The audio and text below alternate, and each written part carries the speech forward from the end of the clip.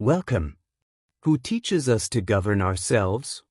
To wait, tolerate frustration, control an impulse, finish what we start, and respect our own and others' boundaries? No one is born knowing how. Self-regulation is learned. Without it, we can become slaves to impulses, eating when we are no longer hungry, shopping when we need nothing, working when exhausted, or constantly seeking screens, substances, people, or other stimuli to escape what we cannot manage. This episode is not about justifying dependencies. It is about understanding them so we can overcome them. Understanding is not justifying. Knowing why we do something does not mean accepting that we must continue. We can experience anxiety and learn to regulate it, feel an impulse and pause, develop a dependency and work to regain freedom, or replace harmful habits with healthier ones. Our history explains us, but awareness allows us to intervene. We are not responsible for everything we learned, but we are responsible for what we do with it. With eating disorders, a dangerous cycle may appear: rigid restriction, tension, loss of control, binging, guilt, and renewed restriction.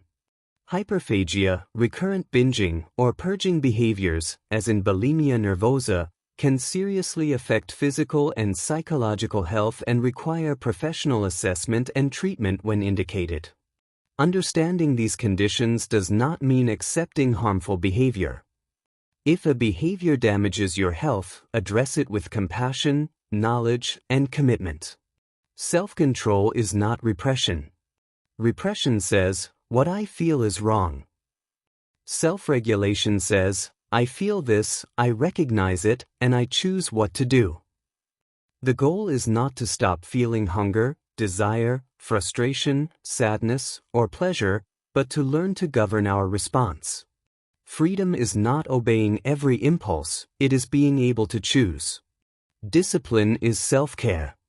Healthy discipline means honoring commitments, maintaining habits, learning to wait, caring for the body, resting appropriately, doing what benefits us even when we do not feel like it, and returning to the path when we stray.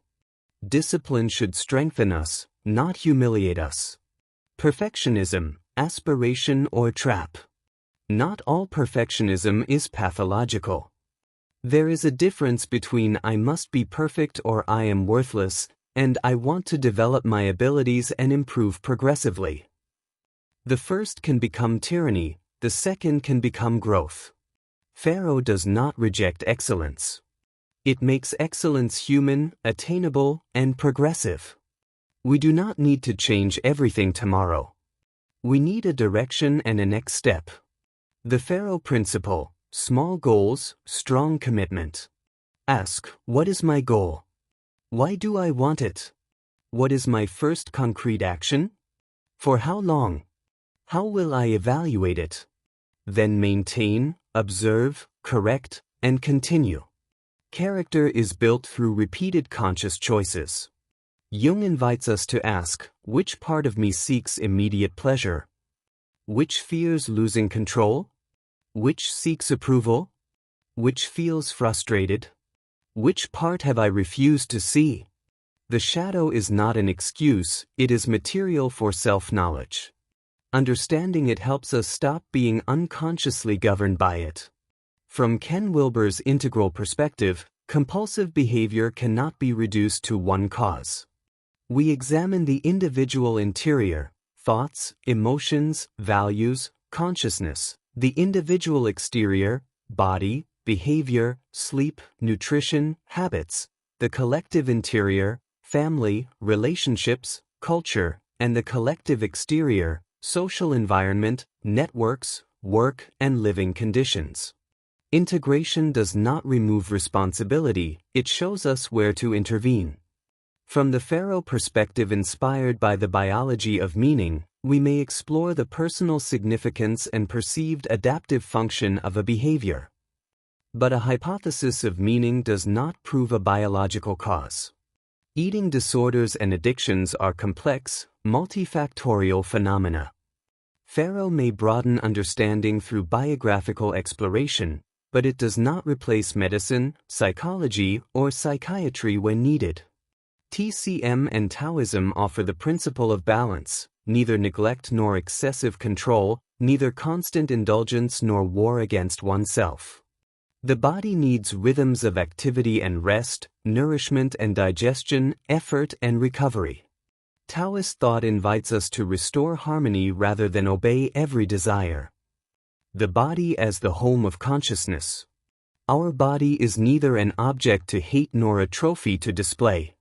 It is the organism through which we live, think, feel, love, work, create, and relate. Caring for it means nourishing it, moving it, resting it, listening to its signals, seeking help when necessary, and correcting harmful habits. Caring for the body is responsibility toward life.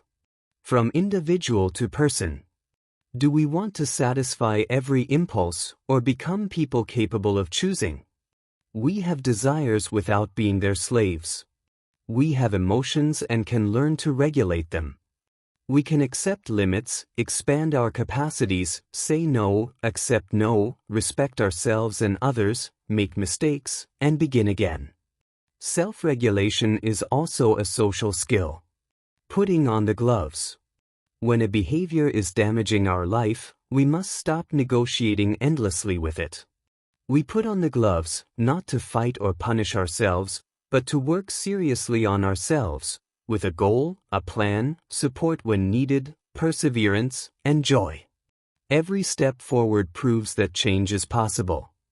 Promotion means teaching self-care, self-regulation, healthy habits, balanced nutrition, movement, rest, emotional regulation, frustration tolerance, respect for boundaries, responsibility, and the ability to ask for help before illness appears.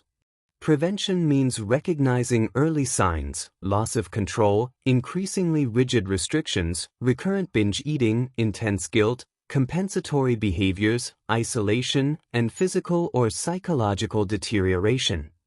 Early action matters. Asking for help is not failure, it is self-regulation. Health lies neither in the absence of boundaries nor in excessive restriction. It lies in conscious, flexible self-regulation. Key message: we do not want a person who punishes themselves to control the body, nor one who surrenders to every impulse. We want someone conscious, disciplined, flexible, responsible, and capable of self-governance. True self-control does not destroy freedom, it builds it. Key lesson: we are not born knowing how to govern ourselves. Self-regulation is learned, discipline is trained, and character is built. You are not a slave to your impulses. You can educate and direct them, turning them into strength to build the life you have chosen. Understanding yourself is not making excuses, it is knowing yourself so you can transform. Subscribe to the YouTube channel to learn more.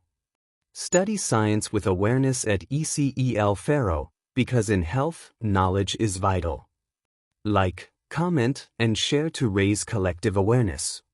Awareness chooses. Discipline transforms.